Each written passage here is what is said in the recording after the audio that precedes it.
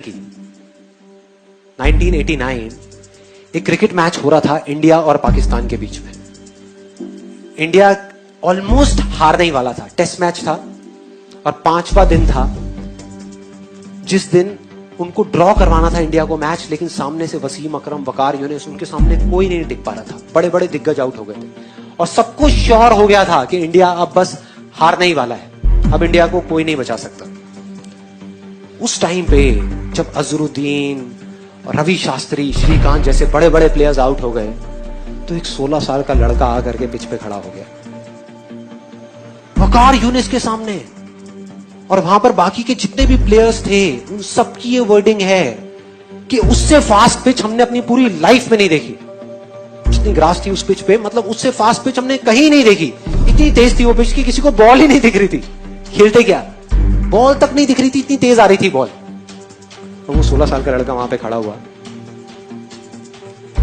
और एक बॉल आई बाउंसर वकार यूनिस की 150 की स्पीड, टप्पा पड़ा और सीधा आकर के उसकी नाक पे, और खून निकलने लगा। चारों तरफ खून ही खून, उसके कपड़ों पे, उसके ग्लव्स पे, उसके फेस पे। उधर से फिजियोथेरेपिस्ट भागता हुआ आया, क्रीज की दूसरी तरफ नवजोत सिंह सिद्धू था, वो आया। सब आकर के खड़े हो गए, पाकिस्तान के सारे प्लेयर्स भागते हुए आए देखने के लिए कि भाई क्या हुआ क्या हुआ। और सब तरफ खून ही खून। उधर से फिजियोथेरेपिस्ट आया, आकर के उसने रुई रखी नाक पे खून को रोकने के लिए, लेकिन खून निकले जा रहा है इधर। और फिर सिद्धू ने आकर के उसको बोला कि तुम ऐसा करो, तुम ना वापस चले जाओ वहां पर इंजर्ड होकर के, रिटायर्ड हर्ट हो करके, और वापस आ जाना थोड़ी देर में। तब तक ये जो इतने पेसर्स हैं वो लोग चले जाएंगे, तुम 1-2 घंटे बाद वापस आ जाना, प्रॉब्लम क्या है, और अगर ज्यादा प्रॉब्लम लग रही है तो हॉस्पिटल जाकर के इलाज करा लेना। तो ऑलमोस्ट डिसाइडेड था कि वो चला जाएगा, मतलब वो बैठा हुआ था तब तक अपना खून ऐसे ऐसे कर रहा था। फिजियोथेरेपिस्ट उसको उठा रहा था कि भाई चलो पेविलियन में चलो, वहां पर चलो और चल के बैठो, तुम्हारा इलाज करते हैं। वो इरिटेट हो गया, उसने 2 वर्ड्स ऐसे बोले जिसने सिर्फ इंडिया की नहीं, इस पूरी दुनिया की क्रिकेट की हिस्ट्री को पलट करके रख दिया, पूरी की पूरी दुनिया की। वो 2 वर्ड्स थे, मैं खेलेगा, मैं खेलेगा। इमेजिन करो, एक 16 साल का लड़का, टीवी पे जितने भी लोग देख रहे थे, स्पेशली विमेन, उन सबका ये कहना था कि ऐसी चीजों पे बैन लग जाना चाहिए, कि एक 16 साल के लड़के को अलाउ ही नहीं करना चाहिए कि इतने बड़े बड़े पेसर्स के सामने जाने के लिए कोई तरीका है, क्या कर रहे हैं। तो अगर वो पेविलियन चला जाता तो पूरी दुनिया समझ जाती, पूरी दुनिया को उस पर तरस आ रहा था सिवाय एक इंसान के, उसको खुद को, बस उसको खुद को अपने आप पे तरस नहीं आ रहा था। और उसने ऐसा बोला जिससे सब कुछ बदल गया, और अगली ही बॉल जो सामने से आई उसमें उसने चौका मारा। चौका मारने के बाद किसी की हिम्मत नहीं हो रही थी कि वकार यूनिस की आंख में आंख डाल करके देख सके। इस 16 साल के लड़के ने आंख में आंख डाल करके देखी, आंख में आंख डाल करके। एक हारा हुआ मैच जो इंडिया हारा पड़ा था, मतलब सबको पूरा भरोसा था कि इंडिया हारेगा मैच, उस मैच को ड्रॉ करा दिया, मतलब उस मैच को बचा लिया। सचिन तेंदुलकर की और सिद्धू की पार्टनरशिप 101 रन की, 57 रन बनाए सचिन तेंदुलकर ने।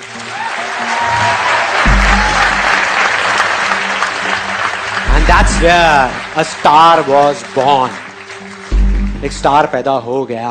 आज नहीं हुआ, आज जिसको हम जानते हैं वो वहां नहीं हुआ, वो हो गया था, तभी हो गया था, तभी जो उसने किया था।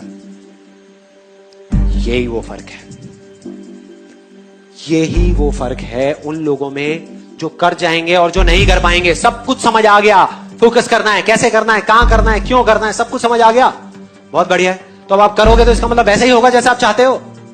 नहीं, लाइफ वो करेगी जो आपने सपने में भी एक्सपेक्ट नहीं किया। मतलब आप एक्सपेक्ट कर रहे होगे अब तो संदीप महेश्वरी ने सारा फॉर्मूला बता दिया, मैं इसको कर रहा हूं और अब तो ये होने ही वाला है, और उसका एग्जैक्ट अपोजिट होगा, उसका उल्टा होगा। मतलब लाइफ आकर के आपके सामने खड़ी हो जाएगी जो लाइफ है, और वो खींच के थप्पड़ मारेगी आपके मुंह पे और आप गिर जाओगे। मतलब एक बाउंसर आएगी जो आपको लगेगी और आप चारों तरफ खून ही खून हो जाएगा। उस टाइम पे जो फर्क होगा ना एक विनर में और एक लूजर में, वो बहुत सिंपल सा है, जो उसके 10 सेकंड के अंदर अंदर पता लग जाएगा। 10 सेकंड के अंदर, 10 दिन नहीं लगेंगे, 10 सेकंड के अंदर।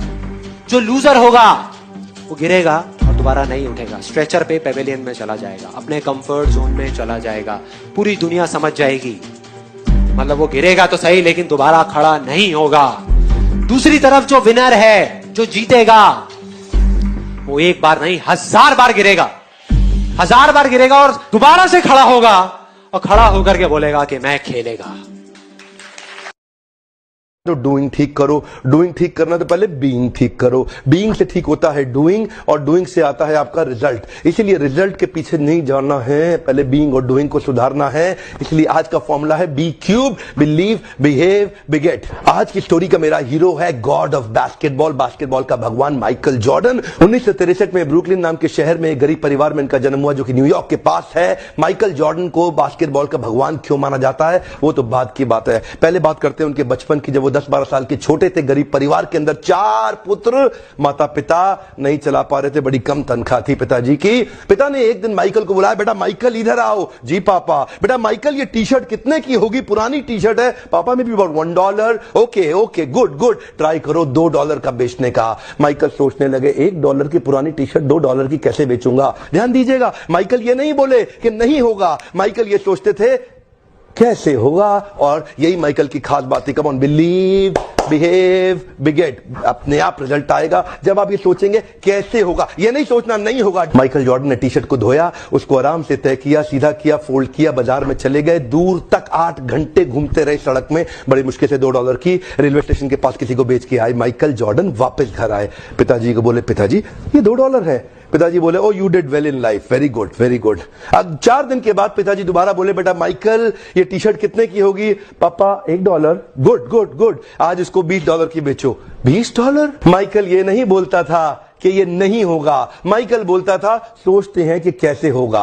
माइकल फिर सोचने लगे कैसे होगा कैसे होगा कैसे होगा कैसे होगा कैसे होगा कैसे होगा। तभी माइकल को उसके दोस्त के साथ मिलकर एक आइडिया आया। एक मिकी माउस का स्टिकर लिया, उसको टी शर्ट के ऊपर पेस्ट कर दिया किसी तरीके से और फिर बाजार में दोबारा लेके गया। ऐसे स्कूल में जहां बहुत रईसों के बच्चे पढ़ते थे वहां जाके बाहर बोलने लगा ये टी शर्ट $20 की, मिकी माउस टी शर्ट $20 की, मिकी माउस टी शर्ट $20 की। एक बच्चे ने जिद कर दी, उसके पिताजी ने टी शर्ट भी दिलाई, $5 टिप भी दिया, $25 माइकल ने पिताजी को दिए। पिताजी बोले वेरी गुड, तो जिंदगी में बहुत बड़ा काम करेगा। कम ऑन, हाथ आगे लाइए। Come on, believe, behave, बिगेट। Come on, believe, behave, बिगेट। Conceive, believe, achieve. यहां कंसीव हो गया, इधर बिलीव करेंगे, अचीव अपने आप होगा। प्रॉब्लम क्या है, कंसीव और बिलीव नहीं कर पाते। तीसरा केस, पिताजी ने फिर माइकल को बुलाया, बेटा माइकल। जी पापा अब क्या है? बेटा टी शर्ट कितने की है? पापा $1। गुड, पिछली बार कितने की बेची? पापा $20। इस बार $200 की बेच के आओ।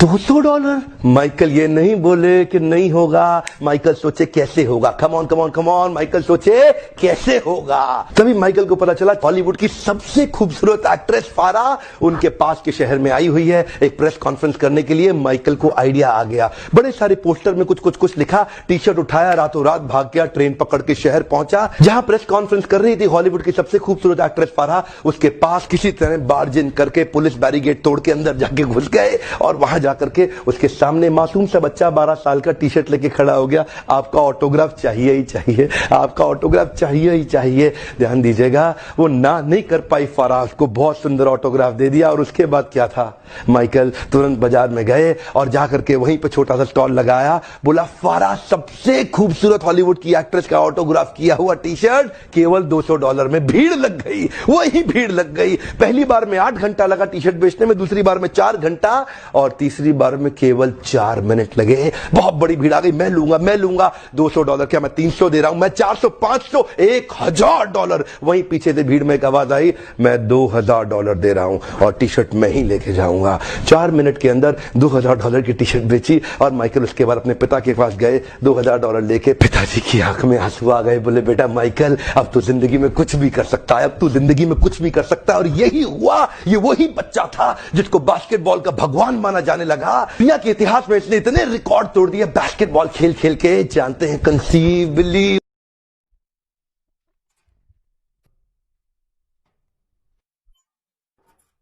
नमस्कार दोस्तों, इंस्पायर बाबा चैनल में आपका स्वागत है।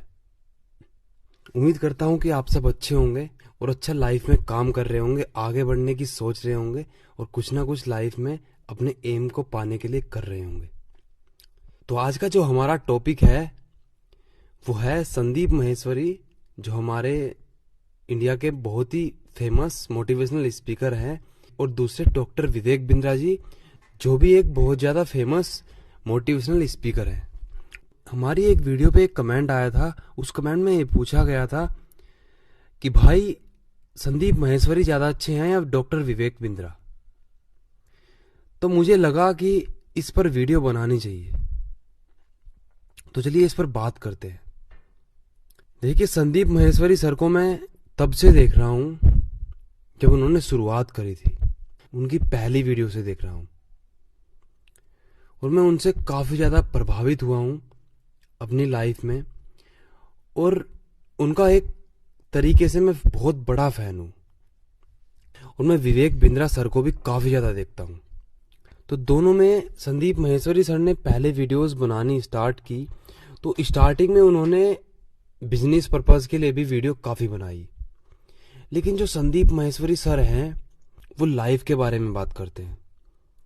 वो लाइफ में जो छोटी छोटी खुशियां हैं, जो लाइफ में जीना है, कि लाइफ को कैसे जी सकते हैं, कैसे खुश रह सकते हैं, और लाइफ की जितनी भी छोटी बड़ी चीजें हैं, वो उन टॉपिक पर बात करते हैं। अगर कोई संदीप माहेश्वरी सर की वीडियो देखता है तो वो एक अच्छा इंसान बन सकता है, उसमें एक अच्छे इंसान की क्वालिटीज आ जाएंगी। और दूसरी तरफ है डॉक्टर विवेक बिंद्रा सर, जो बिजनेस पर्पज से वीडियो बनाते हैं। मेरा कहना ये नहीं है कि वो बिजनेस अपने लिए बिजनेस पर्पज से, कि वो वीडियो से खुद का फायदा चाहते हो, ऐसा बिल्कुल भी नहीं है। अगर किसी को बिजनेस की नॉलेज चाहिए, अगर किसी को बिजनेस खड़ा करना है, अगर किसी की बिजनेस में कोई रुकावट आ रही है, एक बिजनेसमैन के थॉट्स प्रोसेस जानने हैं, तो विवेक बिंद्रा सर से अच्छा कोई नहीं है इसको समझाने में। वो एक बहुत ही ज्यादा मोटिवेशन करते हैं बिजनेस को लेकर, कि हम कैसे बिजनेस को बड़ा कर सकते हैं, हम कैसे बिजनेस स्टार्ट कर सकते हैं, क्या हमारा माइंड होना चाहिए कि जिससे हम बिजनेस को आगे ले जा सके। उनकी सारी वीडियोस, ज्यादातर वीडियोस एक बिजनेस को लेकर ही होती है, और ये बहुत बड़ी बात है। वो अपने इस फील्ड में नंबर 1 है। और दूसरी तरफ संदीप माहेश्वरी सर लाइफ के बारे में बताते हैं। उनकी वीडियो देखने के बाद हम एक अच्छे इंसान बन सकते हैं, और विवेक बिंद्रा सर की वीडियो देखने के बाद हम एक अच्छे बिजनेसमैन बन सकते हैं। तो दोनों अपनी अपनी जगह काफी अच्छे हैं, मैं दोनों का ही फैन हूं। तो उम्मीद करता हूं कि आपको ये वीडियो जरूर पसंद आई होगी। अगर पसंद आई है तो लाइक जरूर करें, और हमारे चैनल को आप सब्सक्राइब भी कर सकते हैं, और हमें कमेंट में जरूर बताएं कि आगे आप किस टॉपिक पर वीडियो देखना पसंद करोगे। Thanks for watching this video. मिलते हैं नेक्स्ट वीडियो में।